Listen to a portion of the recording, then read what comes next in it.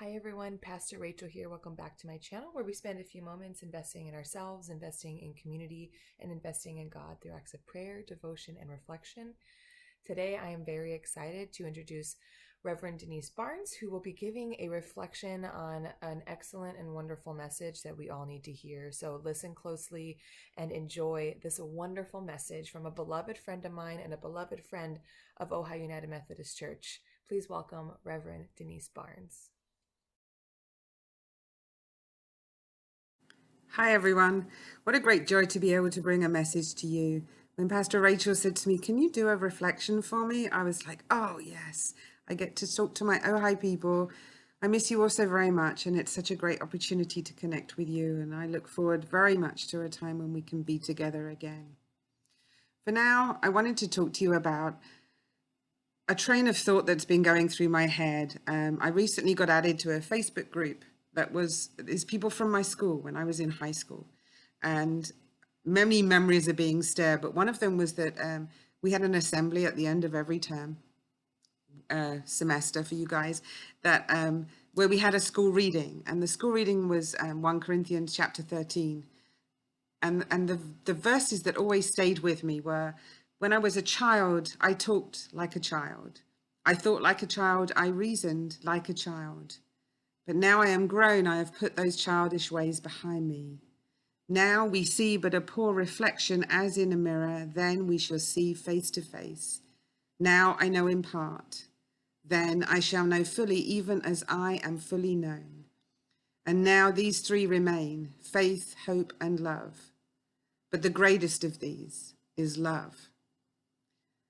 And it's so important, a message in these times that we're living of so much going on in our world that we don't understand, that we don't know what to do about, that we can't deal with.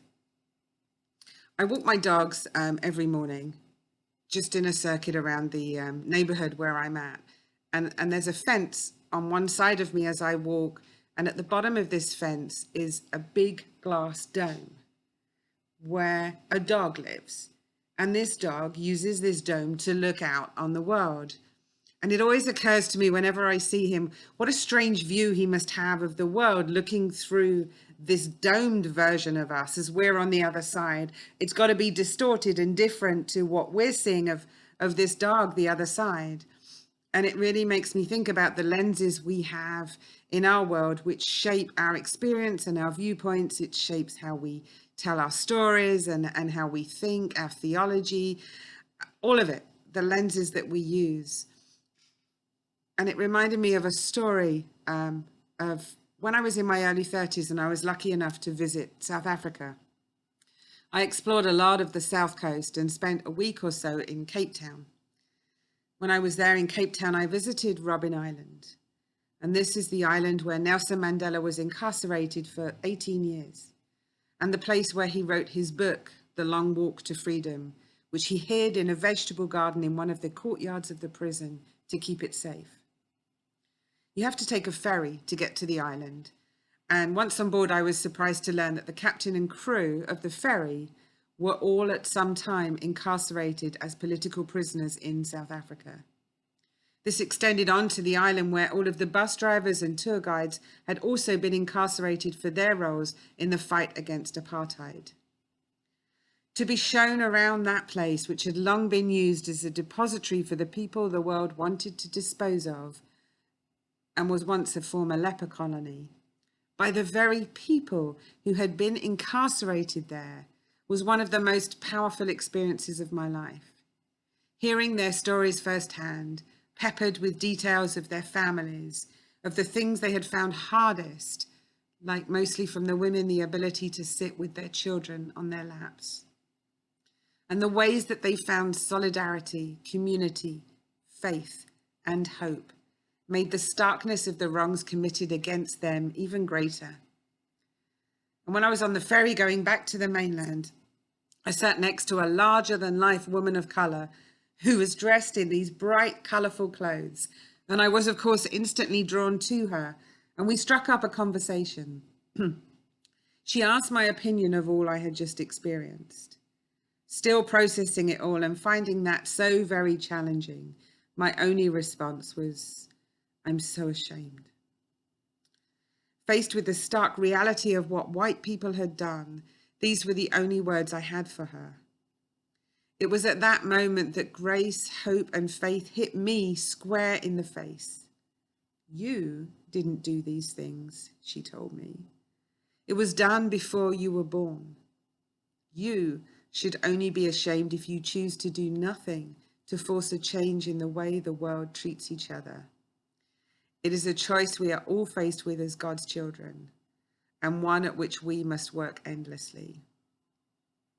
Today, I am ashamed, and I should be. I'm reading a great book called I Am Not Your Enemy by Michale T. McRay, and in it he points out of how in the United States, white people like me tend to have all kinds of ways we want people of color to express their anger. The first is that we'd like them not to be angry, frustrated maybe, concerned, okay. But what we really want is for people of color to assume that we're doing the best we can, and perhaps to inform us very gently of an occasional misstep, so as to encourage us and not cause us feelings of guilt for the consequences of our whiteness. This highlights to me that we have so much to do and so much to learn.